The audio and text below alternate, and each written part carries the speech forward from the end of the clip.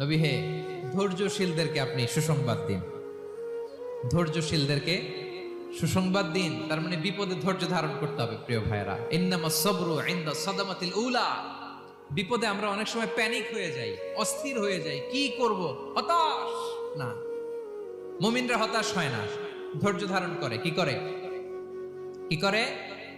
ধৈর্য ধারণ করার শক্তি দাও গো মেহেরবান আমায়, দাও গো মেহেরবান। পড়েন, ধৈর্য ধারণ করার শক্তি দাও গো মেহেরবান আমায়, দাও গো মেহেরবান। সবাই বলুন একসাথে, ধৈর্য ধারণ করার শক্তি দাও গো মেহেরবান আমায়, দাও গো মেহেরবান।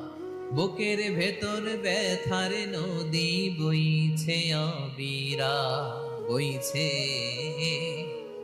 বইছে অবিরা। পড়ুন, ধৈর্য ধারণ করার শক্তি দাও গো মেহেরবান আমায়, দাও গো মেহেরবান। পড়েন আমিন। আল্লাহ যেন বিপদে আমাদেরকে ধৈর্য ধারণ করার তৌফিক দান করে।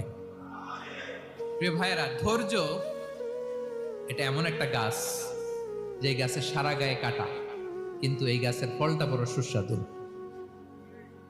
আই রিপিট, আমি আবার বলছি, ধৈর্য এটা এমন একটা গাছ, যে গাছের সারা গায়ে কাটা, কিন্তু ফলটা বড় মিষ্টি।